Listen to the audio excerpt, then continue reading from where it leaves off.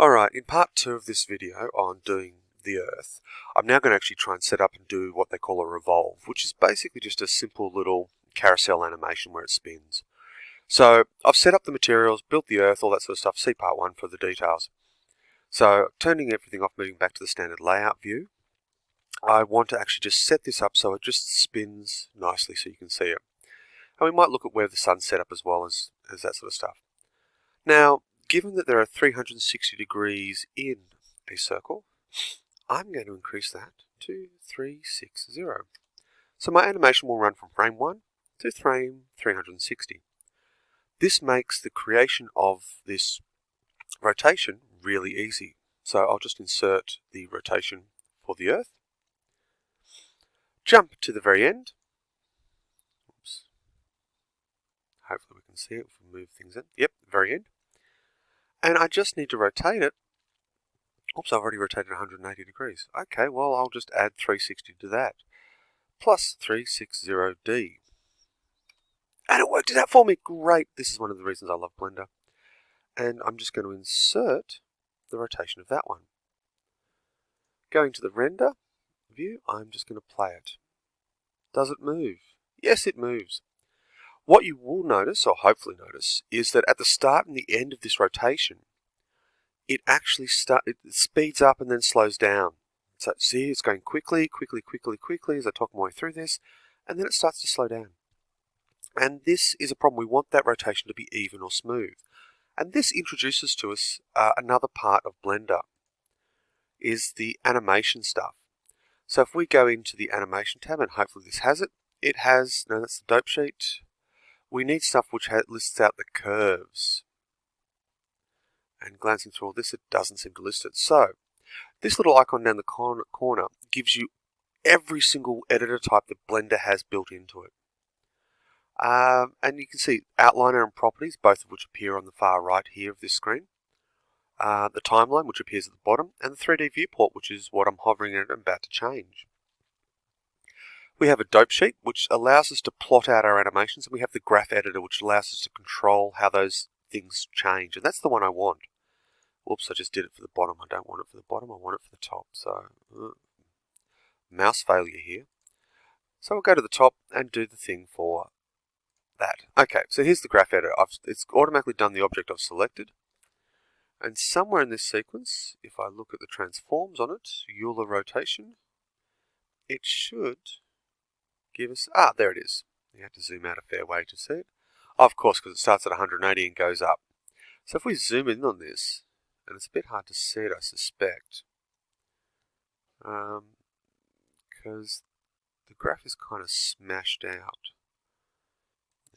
Don't know if I can actually adjust it so that we can actually see the whole lot.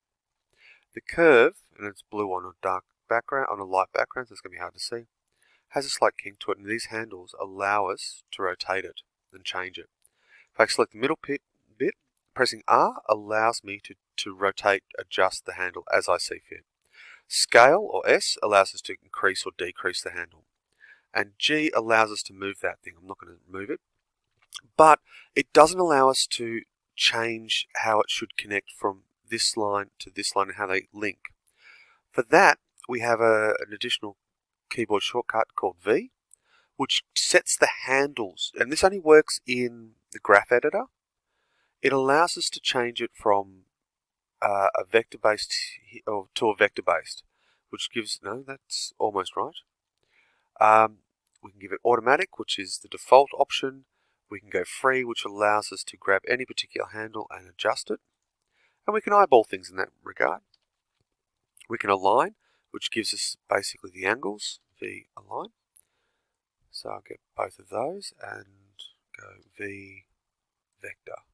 That gets a straight line, which means it doesn't get faster or slower as it rotates. And this is kind of useful. So going back to our animation, 3D viewport, and I've done it again, I've done it in the timeline box and not the one at the top that I should do. These things appear at the top in each case. Excuse me. So here we can see the rotations progressing at an even pace. And this is all we need from it. This kind of setup where you've got an even rotation around your object is great for having videos that continually play, for doing a revolve around or looking at an object. So your 3D model, it's great to do a revolve around a car to try and show off all its features and that sort of stuff once you've textured and modeled it. So just cancelling that. All I need to do now is look at my render settings. So I've got a few more minutes to work on this sort of stuff.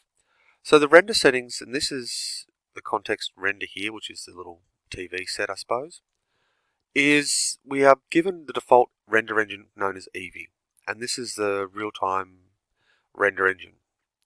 We also have Workbench and Cycles. Cycles is a photorealistic render engine, has a whole bunch of different settings. I'm not going to really get into that sort of detail about it. But what I do want to do is cover the scene settings when you render this stuff out.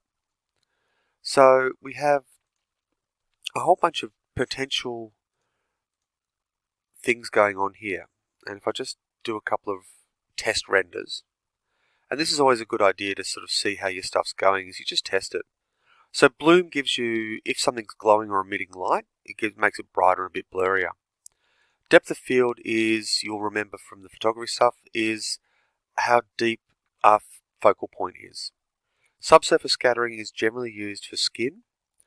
So in this case, we're not going to need it, but it's where light will pass into a surface, bounce around a bit and come out again. So it's kind of useful like that. Screen space reflections, no idea. Motion blurs, so as things rotate, you get a bit of blurring, or things move, you get a bit of blurring going on.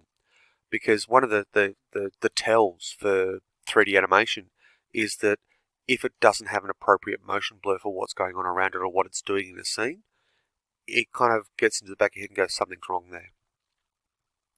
Volumetrics are for gases and volumes that you can see through and that sort of stuff. Volumetric lighting is also part of that whole process. Hair is creating what looks like hair and making that sort of stuff. Dealing with shadows and what sort of methods and that sort of stuff around that. Whether or not there is indirect lighting. And there's a process known as baking, which allows you to take the complex calculations, pre-work them out, and then bake them into what you're creating. This is really important for things such as fluids, smoke, this indirect lighting stuff, and there's a lot of other places where it gets used as well. Your film setup, so whether and how you're planning on using film. I'll just open up the rest of them. Simplify, which is basically making it quicker and simpler. And I should probably activate that.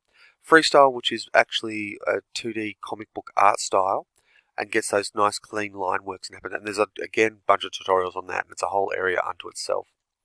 And color management, so what it turns out in terms of how it does color and that sort of stuff, whether it's a filmic style or whatever.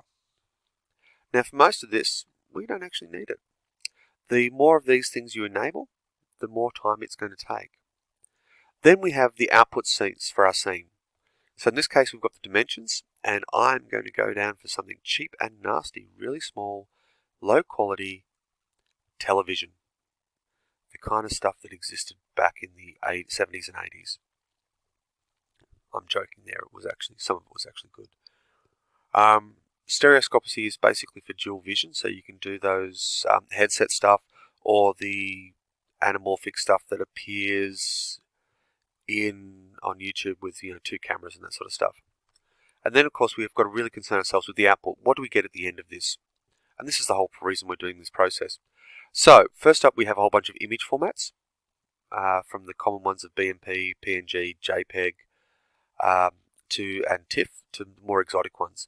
We also get movie formats, so I'm going to go AVI JPEG, and hopefully that won't take too long. Given the small size, it shouldn't do.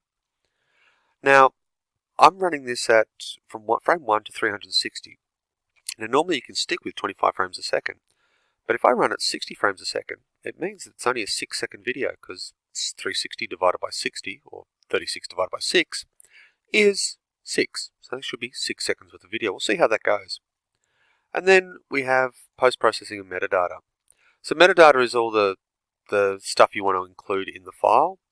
And post-processing, which in this case we shouldn't need, but I'll leave on anyway, gives us extra special effects, so we can compose things together from multiple image sources we can then run a sequence and that sort of stuff. So whether or not the sequencer is involved, which is basically video editing. And most of this other stuff I don't think I need to worry about. That's the world settings, which of course you can see the Yale 8 image that I used in the last video. And this should cover the basics of what we're doing. So let's head up to the render menu and go render animation. Oh wait, before I do, I've got to make sure I'm putting it somewhere. So here, it's dumping in my temp directory. I can type in that and go Earth2, and that automatically names it, and will name it an AVI file. Or if I want to get fancy, I can go, well, I don't want it in the temp directory. You can see I've got other junk in here already. I can move it elsewhere by browsing through that sort of stuff, but I'm just going to leave it where it is because I'm happy with that. So back to the render menu, I'm going to render out this animation. And you can see it's taking about 0.24 seconds to render each individual frame. So let's say 0.3 of a second. And that's a bit slow, but the advantage is, of course, once it's all put together and stitched together for you as a piece of video, you can then reuse it, recycle it as you choose.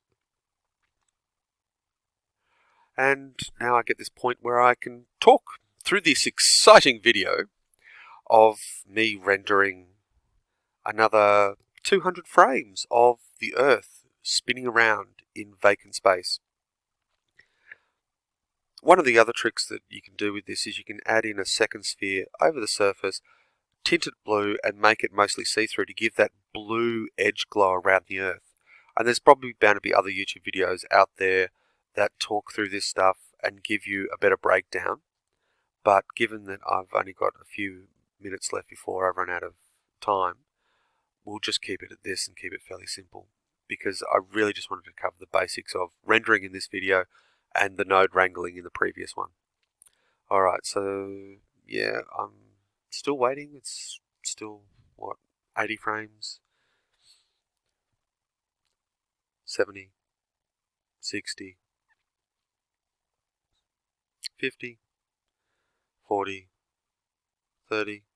20, 10, 9, 8, 7, 6, something. Come on, let's just finish this up. So you can see what it's doing. It's dumped it in the temp directory, and while I'm waiting here, I might just see if I can find where this stuff is located.